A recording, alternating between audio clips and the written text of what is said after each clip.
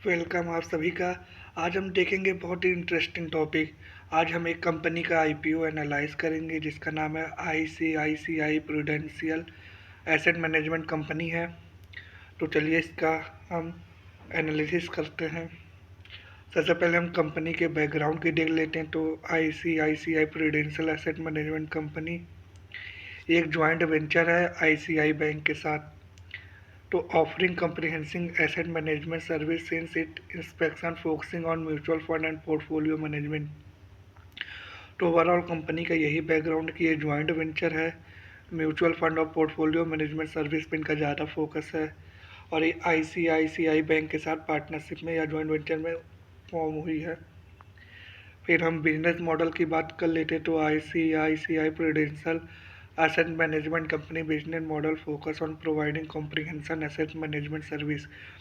सो main इनका business model है कि एसेट मैनेजमेंट सर्विस प्रोवाइड करना, इंक्लूडिंग वेरियस म्यूचुअल फंड हो गया, टेलर पोर्टफोलियो मैनेजमेंट सॉल्यूशन हो गया, catering to broad range of investor, यानी कई सारे इन्वेस्टर के लिए कई कई सारे म्यूचुअल फंड रिलेटेड प्रोडक्ट इनका मेन बिजनेस मॉडल है। फिर देखते हैं market position of ICICI Prudential asset management company. तो यहाँ पे 4.5 ट्रिलियन रुपीज़ है, ये रुपीज़ है, और अप्रॉक्स इनका 15% मार्केट शेयर है इंडिया में। टोटल एसेट बता ही चुका हूँ, लगभग 4.5 ट्रिलियन है, मार्केट शेयर 15% है। इनसे बड़ी केवल एसबीआई ही है।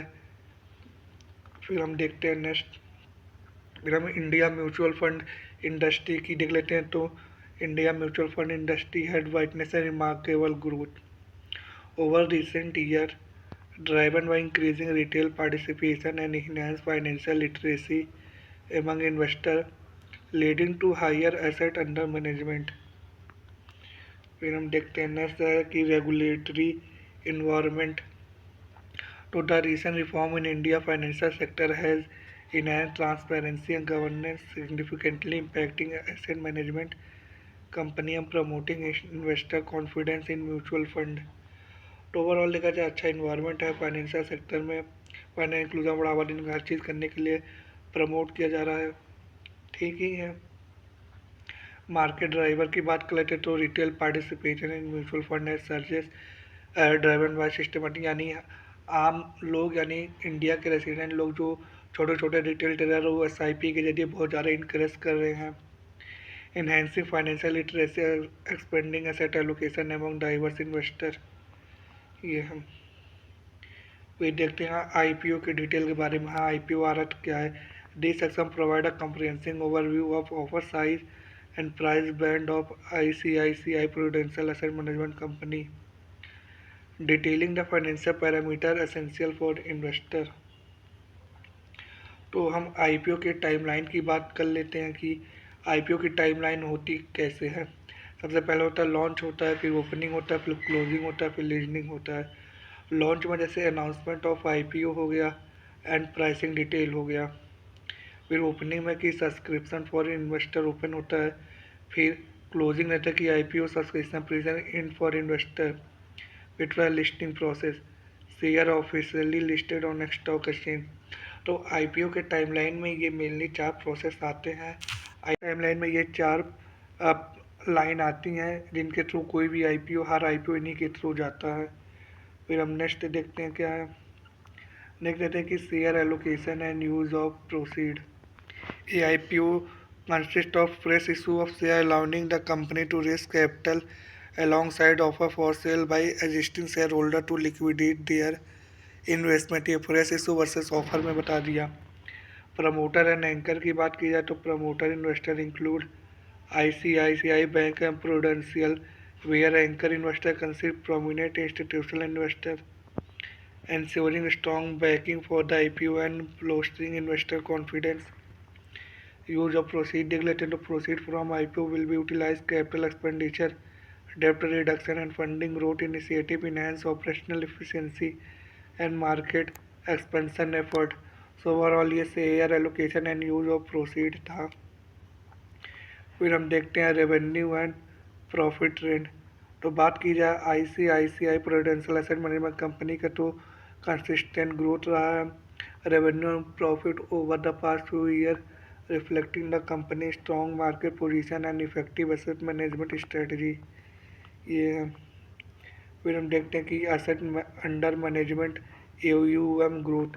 तो पहले ही बता चुका हूँ कि टोटल एसेट इनका 4.5 ट्रिलियन रुपीज़ है, और ग्रोथ की बात की जाए तो अप्रॉक्स 25% एनुअल ग्रोथ है, जो कि बहुत अच्छी परफॉर्मेंस को इंडिकेट करता है एसेट मैनेजमेंट बिजनेस में। फिर हम देखते हैं नेक्स्ट क्या है, एक्सपेंस रेशियो।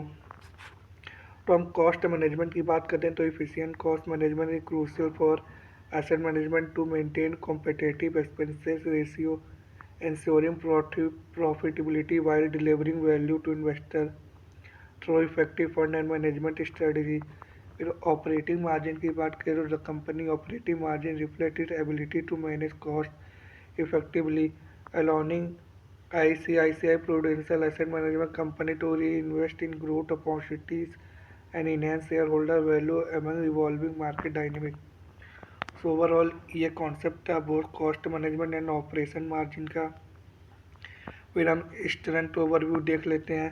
सबसे पहले हम देखते हैं ब्रांड इक्विटी की। तो strong reputation, enhance customer trust, फिर है diversified product portfolio, wide range of meat varied investor need, फिर है distribution network, extensive reach boost market accessibility. तो ये कुछ स्ट्रेंथ ओवरव्यू है। और फिर वीकनेस ओवरव्यू देख लेते हैं तो कि डिपेंडेंस ऑन मार्केट साइकिल। हाँ, मार्केट साइकिल जैसे फ्लक्चुएट करेगा उस हिसाब से परफॉर्मेंस आएगा। फीस प्रेस है competitive fees, impact profitability and margin है। Impact of pandemic disruption led increase operational challenges, ये कुछ वीकनेसेस हैं। फिर अपॉर्चुनिटीज़ देख लेते हैं तो सबसे पहला है कि ग्रोइंग फाइनेंशियल मार्केट, क्योंकि फाइनेंशियल मार्केट बहुत तेज़ी से बढ़ा, काफ़ी ज़्यादा अपॉर्चुनिटीज़ है। डिजिटल डिस्ट्रीब्यूशन हो रहा है, यानी अलग अलग प्लेटफॉर्म के जरिए, पहले आप बैंक में जाइए फिर वहाँ आप करिए, अब तो ब्रोकर आ गए हैं, उनके जरिए आप लोग इनके मैनेज वो म्यूचुअल फंड खरीद सकते हैं। फिर न्यू प्रोडक्ट लॉन्च यानी innovation boost offering and customer engagement, नए नए प्रोडक्ट लॉन्च के जरिए भी आप काफ़ी कस्टमर ले आ सकते हैं। और फिर कुछ थ्रेट एनालिसिस भी हम कर लेते हैं। पहला रेगुलेटरी चैलेंज, अब गवर्नमेंट का कोई रेगुलेशन आ गया जिसकी वजह से काफ़ी कुछ इम्पैक्ट हो सकता है। कंपटीशन जैसे हो गया HDFC म्यूचुअल फंड से जो असेट मैनेजमेंट है उनसे कोई कंपटीशन आने लगे, निप्पॉन से आने लगे, SBI से आने लगे, ये सब कंपटीशन है। मार्केट वॉलेटाइल है क्योंकि economic fluctuation can effect investor confidence, ये है। फिर हम देखते हैं risk factor. The IPO prospectus outline various risk factors that potential investors should consider, including market volatility, operational risks, and reliance on a key personnel which could impact investment return. फिर हम देखते हैं IPO valuation metrics। तो this section provide a detailed analysis of valuation metrics associated with ICICI Prudential Asset Management IPO, including key ratios such as PE, PB compare to industry peer. फिर हम post listing growth driver की बात कर लेते हैं कि analyst outlook देख लेंगे और उसके सेंटिमेंट क्या है। यानी ओवरऑल देखा जाए तो मैं एक आपको बेसिक ओवरव्यू दिया कि कैसे IPO आते हैं, क्या क्या टाइमलाइन रहती है, कुछ बेसिक आपको मैंने अंडरस्टैंड कुछ समझाने की कोशिश की ICI में है क्या एसेट मैनेजमेंट कंपनी में। सो ओवरऑल ये छोटा सा शॉर्ट नोट कह सकते हैं डिस्क्रिप्शन था। होप आपको अच्छा लगा होगा, और आप लोग अगर इसमें अगर लग जाए तो बता दीजिएगा कि आपको मिल पाया है कि नहीं मिल पाया है IPO।